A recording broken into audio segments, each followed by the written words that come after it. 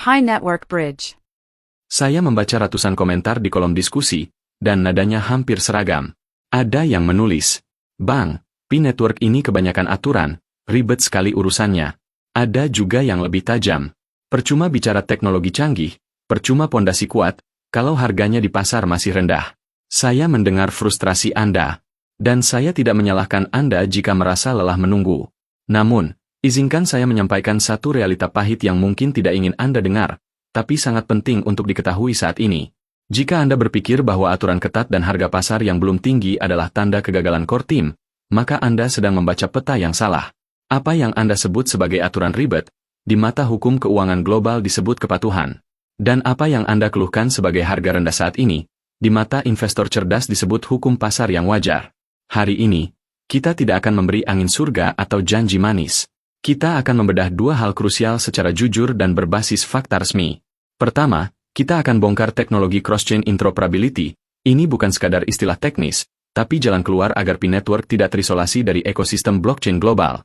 Kedua, saya akan menjelaskan secara logis mengapa harga Pi masih bergerak seperti sekarang, dan membuktikan bahwa ini bukan kesalahan core team, melainkan mekanisme supply and demand yang berlaku di pasar terbuka. Simak video ini sampai tuntas. Teknologi valid, cross-chain tanpa hoax. Mari kita bedah teknologinya, dan saya minta Anda fokus karena pemahaman yang salah di bagian ini bisa berakibat fatal bagi aset Anda. Selama fase enclosed network atau jaringan tertutup sebelumnya, Pi Network ibarat ponsel pintar yang sangat canggih, namun tanpa kartu SIM atau sinyal internet. Anda bisa bertransaksi dengan sesama pengguna di dalam jaringan tertutup, tapi tidak bisa berkomunikasi dengan blockchain lain di luar ekosistem Pi. Anda tidak bisa mengirim pesan ke Ethereum, tidak bisa menelepon Bitcoin, dan tidak bisa terhubung dengan jaringan Solana. Singkatnya, Pi Network terisolasi. Dengan Open Network sekarang, Pi Network sudah bersiap mendukung interoperabilitas. Secara teoritis, arsitektur dasar Stellar Consensus Protocol yang menjadi fondasi Pi Network memungkinkan mekanisme komunikasi antar blockchain. Ini membuka peluang agar Pi bisa berinteraksi dengan ekosistem blockchain lain di masa depan. Namun, saya harus peringatkan dengan sangat keras.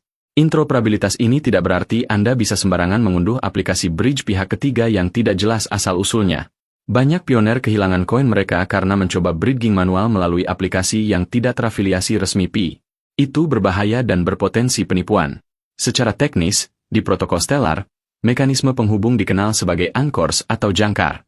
Untuk memudahkan pemahaman, bayangkan anchor ini seperti money changer resmi di bandara internasional. Ketika ingin menukarkan aset Pi ke jaringan lain, Anda menyetorkan aset Anda ke anchor terpercaya. Anchor tersebut kemudian menerbitkan token representasi 1:1 di jaringan tujuan. Sebaliknya, aset dari luar yang ingin masuk ke jaringan Pi juga harus melalui anchor ini. Ini adalah mekanisme natif protokol yang jauh lebih aman dibandingkan jembatan eksternal yang rentan risiko. Dengan landasan ini, Pi Network tidak lagi seperti katak dalam tempurung. Pi sedang bertransformasi menjadi ekosistem yang siap interoperabilitas, memungkinkan komunikasi dan pertukaran nilai dengan blockchain lain secara sah, aman, dan tercatat di buku besar digital.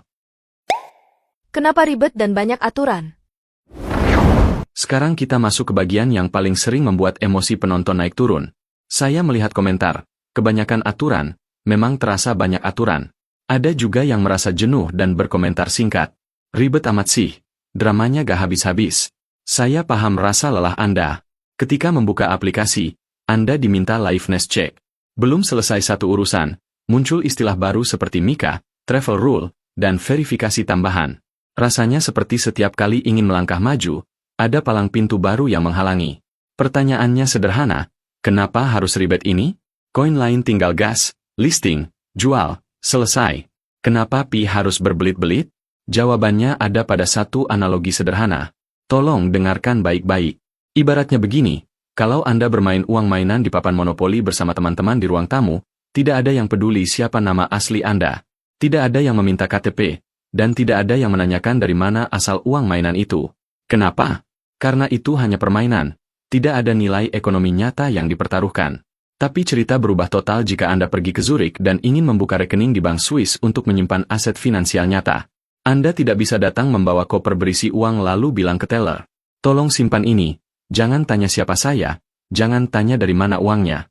Pasti ditolak. Anda akan diperiksa, diminta paspor, ditanya sumber dana, dan dicek latar belakangnya. Bukan karena bank ingin mempersulit hidup Anda, tapi karena mereka beroperasi di wilayah hukum keuangan tingkat tinggi yang diawasi ketat. Nah, posisi Pi Network saat ini bukan lagi di ruang tamu monopoli. Pi sudah berada di wilayah regulasi keuangan serius, dan baru saja merilis dokumen penyesuaian terhadap regulasi MiCA yang berlaku di Eropa. Ini bukti nyata bahwa Pi bukan proyek main-main. Jika Pi ingin suatu hari nanti diadopsi oleh institusi besar atau instrumen investasi legal di Eropa, misalnya Valor Pi ETP, aturannya harus ketat. Tanpa kepatuhan seperti KYC dan AML, Pi bisa saja berakhir seperti protokol lain yang diblokir atau disanksi karena transaksi anonim. Jadi, ketika Anda merasa aturan Pi ribet dan banyak drama, ubahlah sudut pandang. Semua keribetan itu adalah sabuk pengaman. Core Team sedang memasang sabuk pengaman di aset Anda, agar ketika regulasi negara mulai menindak pasar kripto, koin Pi yang Anda tambang bertahun-tahun tidak disita, tidak dibekukan, dan tetap legal untuk dinikmati. Lebih baik ribet sekarang tapi aman selamanya, daripada gampang sekarang tapi hancur di masa depan. Namun, ada satu realita pahit yang harus kita terima bersama. Jika hari ini Anda merasa benar-benar tidak sanggup bersabar mengikuti proses ini, hati-hati. Itu sinyal bahaya bagi keuangan Anda sendiri.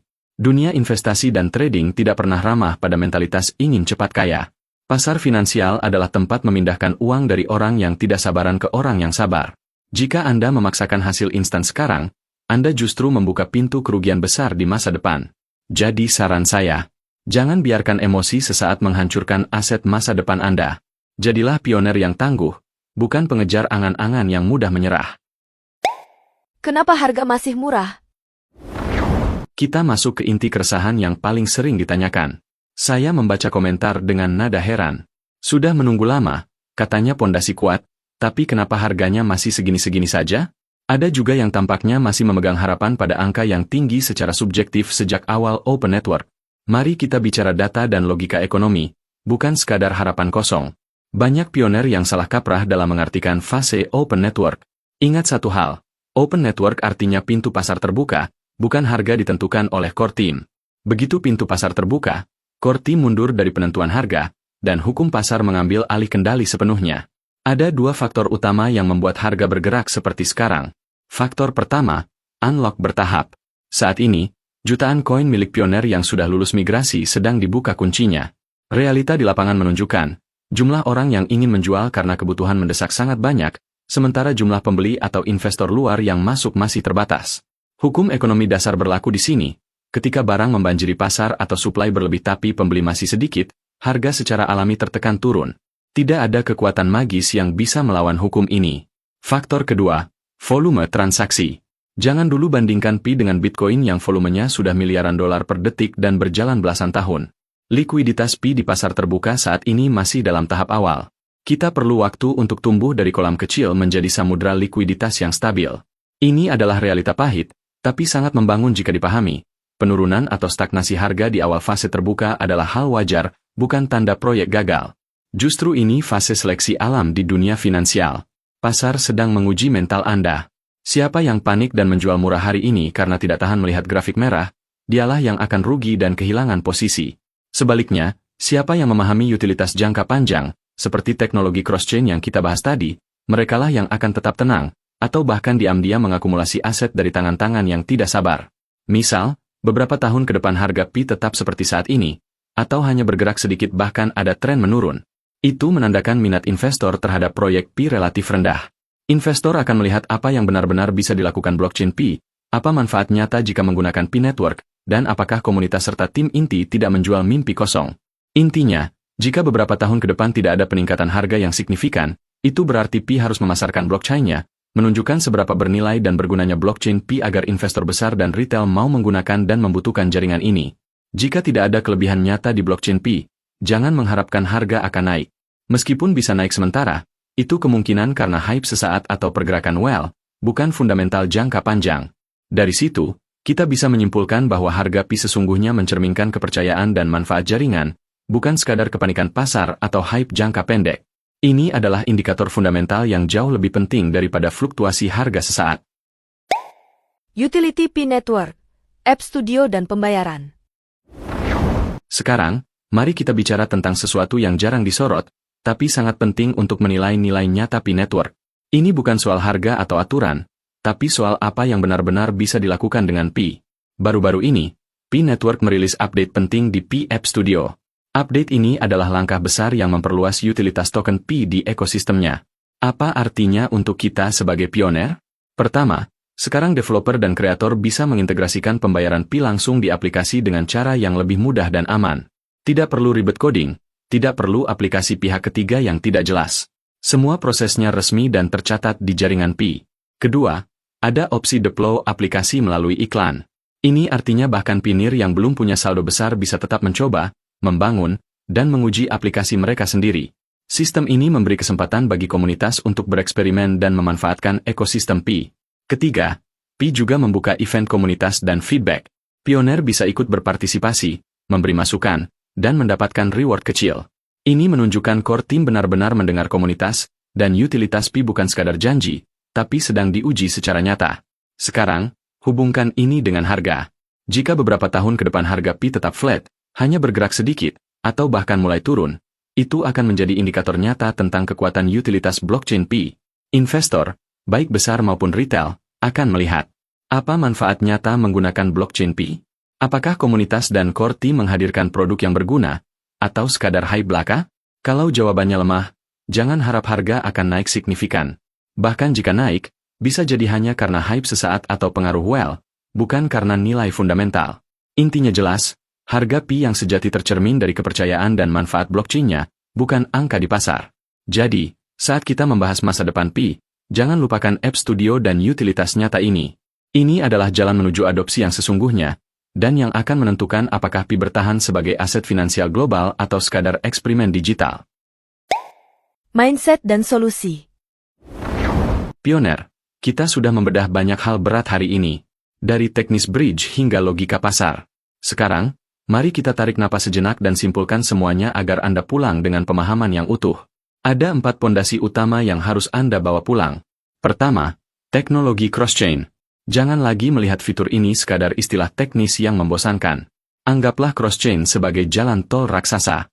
Tanpa jalan tol ini, ekosistem Pi hanyalah pulau terpencil yang indah tapi sepi pengunjung. Dengan adanya bridge, gerbang logistik terbuka agar arus modal segar dan investor baru dari luar bisa masuk ke dompet Anda. Inilah kunci utama yang akan mendongkrak demand di masa depan. Kedua, aturan yang ribet. Segala proses yang membuat Anda lelah, mulai dari KYC, liveness check, hingga kepatuhan MiCA, bukan penghalang. Itu adalah tiket VIP. Tanpa kepatuhan hukum yang ketat, Pi tidak akan bisa sejajar dengan aset finansial global.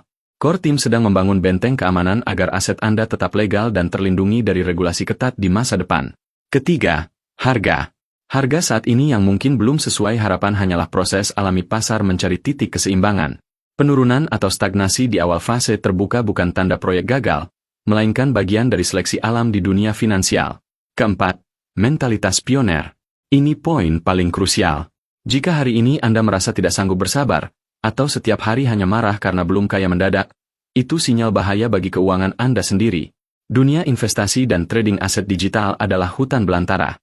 Pasar memindahkan uang dari orang yang tidak sabaran ke orang yang sabar. Jika memaksakan hasil instan atau berhenti karena prosesnya lama, Anda justru membuang waktu bertahun-tahun yang sudah diinvestasikan. Berhentilah menjadi penjudi yang mengharapkan lotre semalam, dan mulai bertransformasi menjadi investor cerdas. Apa yang harus dilakukan mulai besok? Pertama, amankan frasa sandi Anda. Jangan biarkan orang lain tahu. Kedua, pelajari cara kerja DeFi. Jangan tunggu fitur bridge release. Latihan dulu di Ethereum atau Polygon supaya saat Pi bridge aktif, Anda sudah ahli dan aman. Dan yang ketiga, berhenti menyalahkan core team atau Nicolas Kokalis atas hukum pasar yang memang tidak bisa dilawan siapapun. Ingat, peluang emas hanya datang pada mereka yang siap secara ilmu dan mental, bukan mereka yang sibuk berdebat harga dan ingin cepat kaya. Tetap mining, tetap belajar, jaga aset Anda baik-baik, dan sampai jumpa di puncak